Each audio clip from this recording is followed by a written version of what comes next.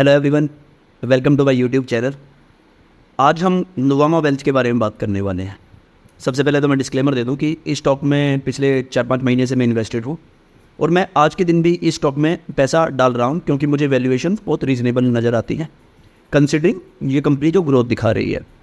ये आपके लिए बहुत अच्छी केस स्टडी होने वाली है ये समझने के लिए कि किसी बिज़नेस को कैसे चूज़ किया जाता है सभी बिजनेसेस में से, और क्या स्टॉक पिकिंग का क्या तरीका हो सकता है। आप लोगों को मैं ये बता दूं कि ये कोई बाई और सेल रिकमेंडेशन नहीं है, कोई टिप नहीं है आपके लिए।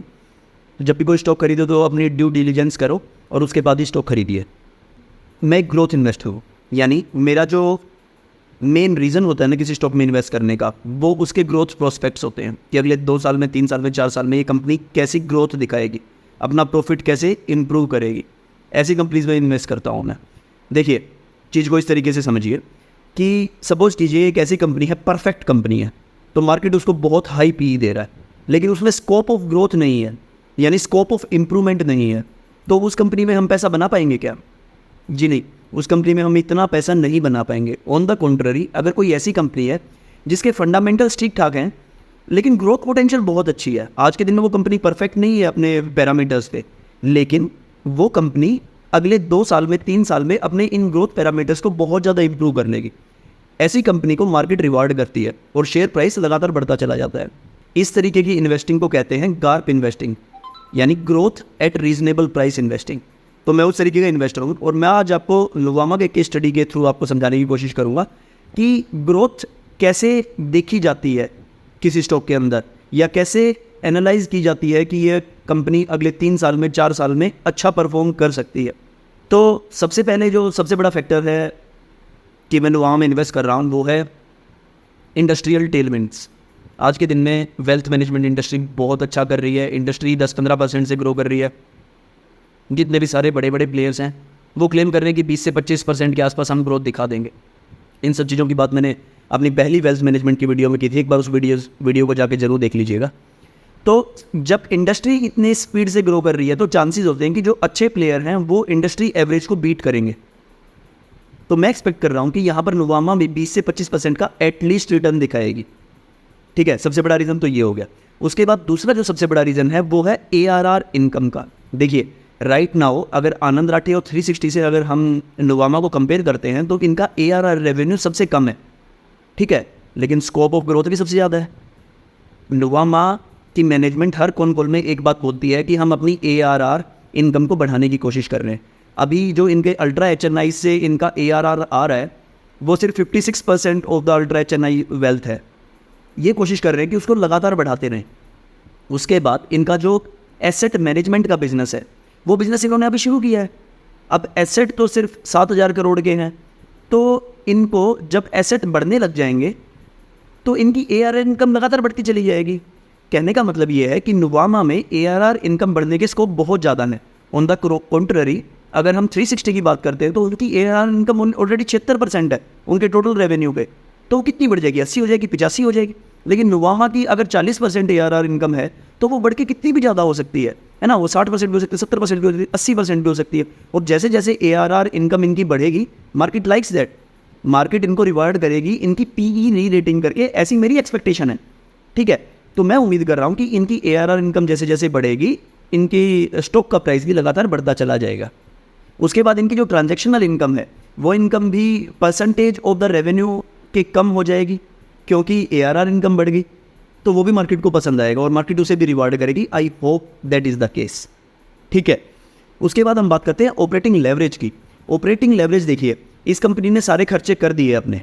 जब इनका IPO आया तो इनका सारा इंस्टीट्यूशनल स्ट्रक्चर तैयार था, इनकी ऐप शैप सारी तैयार थी, इनके ऑफिसेज सारे तैयार थे, जो भी इनको अपनी एसेट मैनेजमेंट को, बिजनेस को स्टार्ट करने के लिए लाइसेंसिंग चाहिए थी, वो सारे ये खर्चा कर चुके थे। अब वो खर्चा ये पहले कर चुके हैं, अब टाइम आता है उस खर्चे के बेनिफिट को रीप करने का। तो आई थिंक नुवामा अभी राइट पोजीशन में है उस खर्चे के बेनिफिट को रीप करने के लिए। तो ऑपरेटिंग लेवरेज नुवामा में इन सभी 3 कंपनीज से सबसे ज़्यादा महसूस होती है मुझे, क्योंकि आनंद राठी तो ऑलरेडी ग्रो कर रहा है और ऑलरेडी नंबर्स दिखा रहा है। ऑपरेटिंग लेवरेज आनंद राठी को लेते हुए 3-4 साल हो गए। इसी तरीके से नुवामा में 2020 से ऑपरेटिंग लेवरेज का फ़ायदा उठा रहा है। अब ये टाइम आता है नुवामा को फ़ायदा उठाने का। आई थिंक अगले 2-3 साल में नोवामा जम के ऑपरेटिंग लेवरेज का फ़ायदा उठाएगी। उसके बाद हम बात करते हैं वैल्यूएशंस की।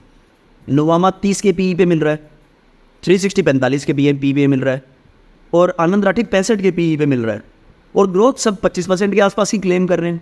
यानी पेग रेशो देखेंगे, पेग रेशो क्या होती है, पीई डिवाइडेड बाई ग्रोथ। अगर ग्रोथ 20 से 25% के आसपास आ जाती है तो पेग रेशो सिर्फ 1.2 आ जाती है, और 1.2 peg ratio is very good. हम ऐसी कंपनी को 30 पीई दे सकते हैं जिस कंपनी की ग्रोथ अगले कुछ सालों तक 20 से 25% आएगी।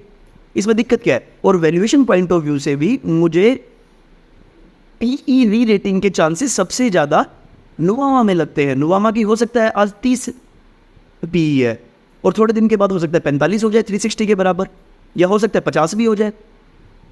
तो percentage of growth in PE Nuvama में सबसे ज़्यादा होने के चांसेस हैं। इसीलिए मुझे नोवामा में ज़्यादा इंटरेस्ट है बजाय कि 360 या आनंद राठी में। आनंद राठी तो ऑलरेडी 65 के पीई पे कितना और ऊपर पीई चला जाएगा, हो सकता है 100 भी चला जाए। इन मार्केट कंडीशंस में कुछ भी हो सकता है, जिस तरीके से डिफेंस सेक्टर, पावर सेक्टर और इंफ्रास्ट्रक्चर सेक्टर आज के दिन में इंडिया में भाग रहे हैं, वो हो सकता है, यस क्वाइट पॉसिबल। लेकिन चांसेस किसके ज़्यादा है? चांसेस ज़्यादा है नोवामा के। जैसे जैसे ये अपनी ऑपरेटिंग लेवरेज का फ़ायदा उठाने लग जाएंगे, ARR का फ़ायदा उठाने लग जाएंगे, ARR इंप्रूव करने लग जाएंगे, इनकी पीई री रेटिंग होने के चांसेस हैं, हम ये उम्मीद कर सकते हैं फ्यूचर में। इसीलिए मैं नोवामा में इन्वेस्ट कर रहा हूँ। उसके बाद बात आती है इनकी कॉस्ट में। अपनी कॉस्ट घटा सकते हैं क्या ये? कॉस्ट घटाने से क्या होगा कि अगर इनकी इनकम तो सपोज कर ली सेम है और कॉस्ट इन्होंने घटा दी तो इनके मार्जिन इंप्रूव हो जाएंगे, प्रॉफिट मार्जिन इंप्रूव हो जाएंगे।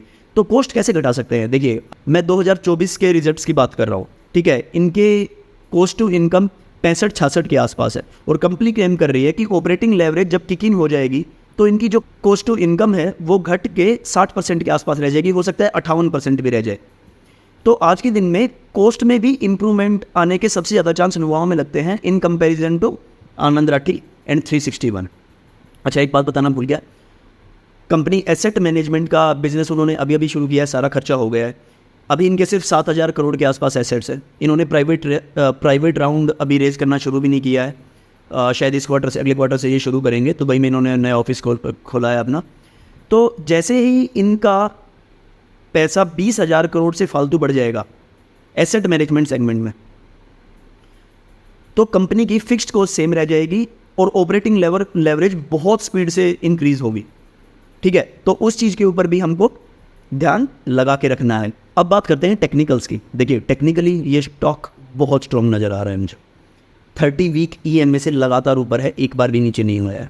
उसके बाद थोड़ा सा नीचे जाने की कोशिश की थी, लेकिन 30 वीक EMA पे इसने इलेक्शन वाले दिन भी बहुत बढ़िया सपोर्ट लिया, और आज भी उस लेवल से ऊपर है, इवन हायर हाइज बनाने की कोशिश कर रहा है। जब भी कोई स्टॉक ऑल टाइम हाई पे जाए, जैसे ये अभी जा रहा है, तो उस स्टॉक में बुलिश हो जाओ। लेकिन यूजुअली लोगों की मेंटेलिटी क्या होती है, अरे बहुत भाग गया और कितना भागेगा, दैट इज़ प्राइस बायस।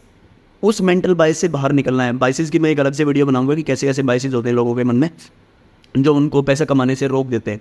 तो अभी ये बात समझ लीजिए कि जब भी कोई स्टॉक ऑल टाइम हाई पे हाई मार रहा है, तो चांसेस ये है कि उस स्टॉक में सेलर्स बहुत कम हैं। आज के दिन में मोस्टली बायर्स हैं जो स्टॉक को ऊपर ले जा रहे हैं। तो टेक्निकली भी ये स्टॉक मुझे बहुत ज़्यादा स्ट्रॉन्ग नज़र आता है। अब हम बात करते हैं रिस्क की, जिसको हमेशा हमारे जैसे इन्वेस्टर इग्नोर कर देते हैं। देखिए, रिस्क हर एक सेक्टर में हमेशा बना रहता है। मार्केट अगर धड़ाम से नीचे आ गई तो इस स्टॉक को भी नीचे आने से कोई नहीं रोक सकता। उसी तरीके से अगर रेगुलेटर्स ने, सेबी ने या गवर्नमेंट ने कोई टैक्स में रिफॉर्म कर दी, गड़बड़ कर दी, तो इस सेक्टर को धड़ाम से गिरने से कोई नहीं रोक सकता, ठीक है। उसके बाद अगर नोवामा की मैनेजमेंट ने ARR नहीं बढ़ाया, अपना लेवरेज बिजनेस बढ़ाते, कैपिटल सर्विसेज बिजनेस को बढ़ाते रहे, लेकिन ARR बिजनेस नहीं बढ़ रहा, तो इस कंपनी की री रेटिंग वगैरह नहीं होगी, ये कंपनी का स्टॉक यहीं पर खड़ा रह जाएगा। तो इस कंपनी की कॉन कॉल्स को, इनकी स्टेटमेंट्स को हमें बहुत क्लोजली नोटिस करना है, ठीक है। इसीलिए हम कहते हैं इस चैनल पे कि कॉन कॉल्स पढ़ो, हमेशा ये देखो कि मैनेजमेंट क्या क्लेम कर रही है और क्या डिलीवर कर रही है। हमें ये भी चेक करते रहना है कि is management walking the talk, ठीक है। तो ये सब चीज़ें देखते हुए हम इस कंपनी में बने रहेंगे। अगर मेरी स्ट्रेटेजी थोड़ी बहुत चेंज होती है तो मैं उसको आपको इन्फॉर्म करूँगा, और रीज़न भी बताऊँगा कि किस वजह से मैंने अपनी जो पिछली स्ट्रेटेजी थी उसको चेंज कर लिया। तो this is a very good case study आप लोगों को समझने के लिए कि किसी बिजनेस में किस तरीके से इन्वेस्ट करते हैं, क्या ग्रोथ लीवर्स होते हैं, कि कंपनी लगातार ग्रो करती रहेगी। हमें देखिए, हमें फ्यूचर को देखना है हमेशा, पास को देख के पैसे नहीं बन सकते। HDFC आज के दिन में क्या है, वो है कुछ। हमारा सवाल ये होता है कि HDFC ने फ्यूचर में क्या करना है। पैसा उस बेस के ऊपर बनेगा, पैसा इस बेस के ऊपर नहीं बनेगा कि HDFC ने पहले क्या किया था, ठीक है। तो नुवामा ने आगे क्या करना है उसके बेस पे पैसा बनेगा, और उसकी जो हमने स्टडी की है वो मैंने आपको सारे रीजंस डिटेल में समझा दिए हैं। इसी तरीके से आप और भी बिजनेसेस को पढ़ सकते हैं, और ये सारे मेंटल मॉडल्स वहाँ भी लगा सकते हैं। तो आज के लिए सिर्फ इतना ही, फिर मिलते हैं, बाय बाय।